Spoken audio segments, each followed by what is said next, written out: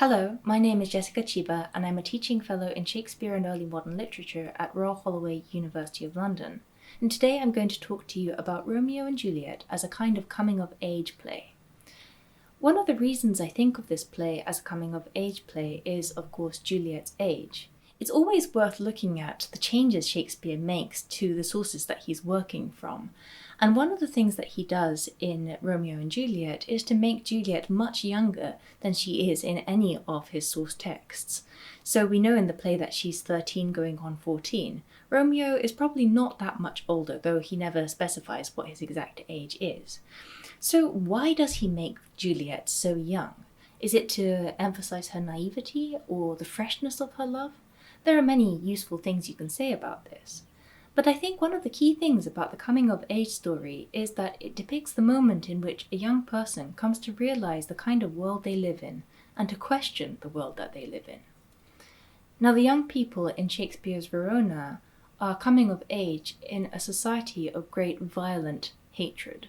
And Shakespeare sets up this violent society right from the beginning when Samson and Gregory come on and talk about the kind of violence that they might do to the men and the kind of sexual violence that they might do to the women. And you'll remember that at the end of this scene, the patriarchs of both of those houses come in and they join in the brawl, or at least they try to join in the brawl. And what this shows, I think, is that this kind of misogyny, toxic masculinity, and the general hatred imbued by the feud is a ubiquitous fact from the very lowest strata of society in the servants Samson and Gregory to the very tops in the heads of the houses. So Shakespeare's Verona shows a world of hatred, and young people, especially young men, are assimilated into this through masculine codes of honor and bravado. They fight for their families and for their honor and for an ancient grudge, as the prologue calls it, that seems to have existed since before they were born.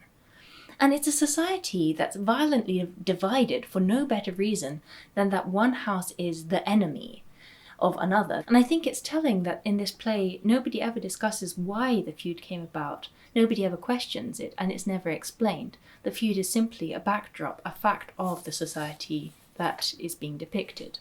Tybalt is, of course, a very good example of a young person who's internalized this feud. He has no real reason to be fighting Romeo. After all, gatecrashing a party is hardly the sort of thing that one engages in a duel to the death for.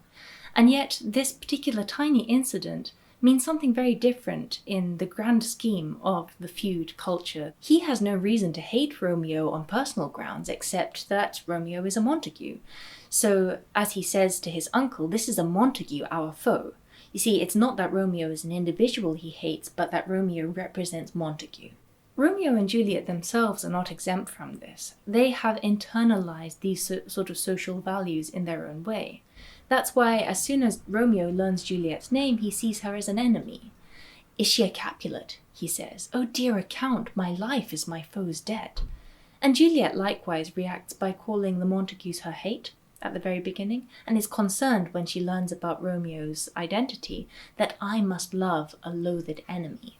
Part of what Shakespeare's play shows is that one's actions and choices are seldom divorced from the kind of society that one lives in. I think in modern Western values we tend to stress being yourself or your own freedom or your ability to make your own choices and to express your full potential.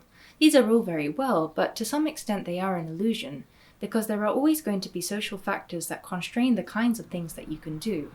So, for instance, if you are the wrong colour in a racist society, that might limit your options. Or if you have the wrong biological sex in a sexist society, then that might limit your potential.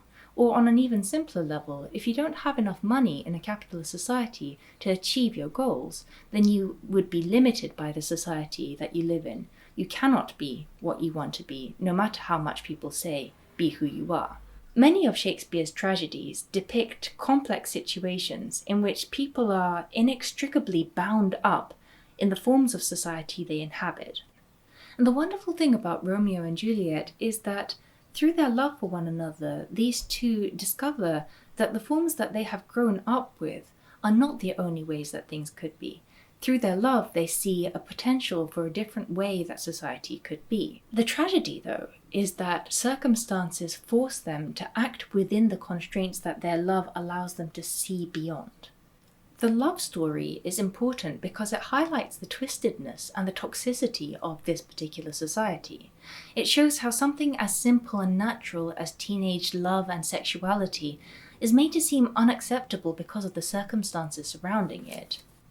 So, the love of Romeo and Juliet reveals the arbitrariness of the feud, because something as simple as this can cross that supposed divide between the houses. And this just makes it obvious that hatred in this case is something inherited rather than something inherent in the way that things are.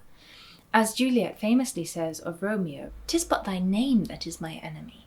Thou art thyself, though not a Montague." What's Montague?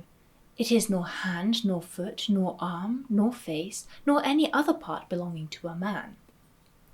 And you can see from the language that she uses that she still thinks of the Montagues, Romeo's name, as my enemy, her own enemy. So she still has the kinds of ideas in her that make her part of this kind of feuding culture.